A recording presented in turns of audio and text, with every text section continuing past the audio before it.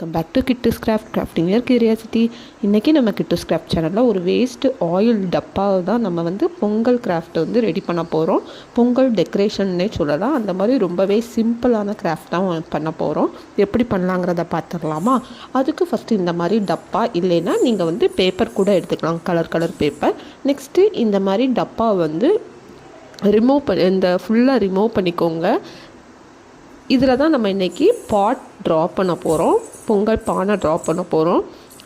First இந்த மாதிரி remove பண்ணி விட்டுக்கோங்க. நெக்ஸ்ட்டு நீங்கள் இன்னும் நம்ம சேனலை சப்ஸ்கிரைப் பண்ணலைன்னா மறக்காமல் சப்ஸ்கிரைப் பண்ணிக்கோங்க. அப்போ தான் நம்ம சேனலில் அடிக்கடி நான் போடக்கூடிய வீடியோஸ் எல்லாமே உங்களுக்கு நோட்டிஃபிகேஷனில் வரும். இந்த மாதிரி ரிமூவ் பண்ணிவிட்டு ஃபுல்லாக ஓப்பன் பண்ணிக்கோங்க. ஓப்பன் பண்ணதுக்கப்புறமா இந்த மாதிரி பீசஸாக நம்ம கட் பண்ணி எடுத்துக்கலாம்.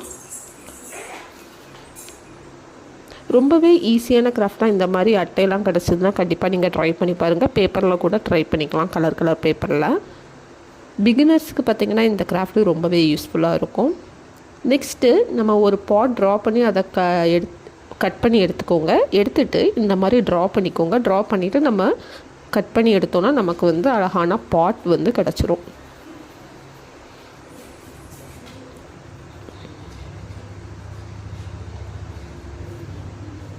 இப்போது எனக்கு இவ்வளோ பாட் கிடச்சிருக்கு. அதை 3 செட்ஸாக நான் எடுத்து வச்சுக்கிட்டேன். இந்த மாதிரி ஃபோல்டு பண்ணிவிட்டு நம்ம அந்த கலர் பேப்பர் இல்லாமல் ப்ளைன் அட்டை இருக்குல்ல, அந்த அட்டை வெளியே தெரிகிற மாதிரி நம்ம பேஸ்ட் பண்ணிக்கலாம்.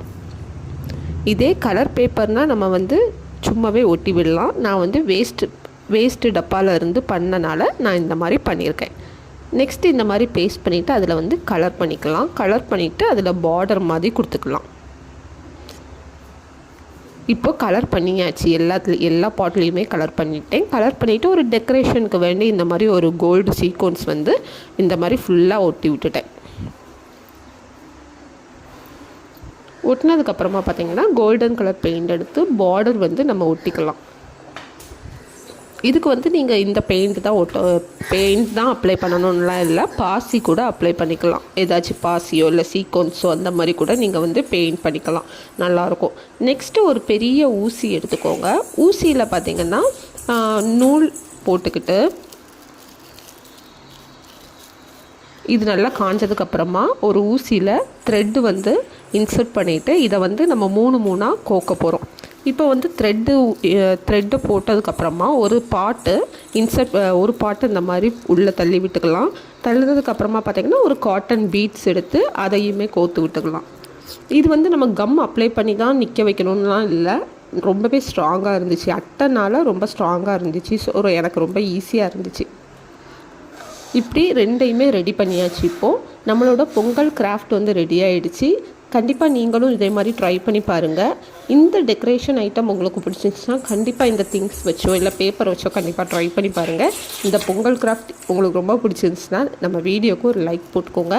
மறக்காமல் சப்ஸ்கிரைப் பண்ணிக்கோங்க. உங்கள் ஃபேமிலி ஃப்ரெண்ட்ஸ் எல்லாருக்குமே ஷேர் பண்ணுங்கள்.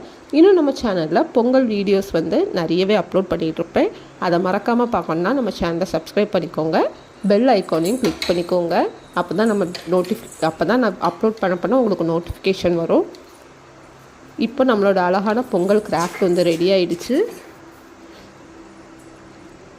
இந்த பொங்கல் கிராஃப்ட்டு உங்களுக்கு பிடிச்சிருந்துச்சுன்னா எப்படி இருக்குங்கிறத கமெண்ட் பண்ணுங்கள். Bye bye. Welcome back to Kittu craft crafting your curiosity. இன்றைக்கி நம்ம கிட்டு ஸ்கிராஃப்ட் சேனலில் ஒரு வேஸ்ட் ஆயில் டப்பாவை தான் நம்ம பொங்கல் கிராஃப்ட்டை ரெடி பண்ண போகிறோம்.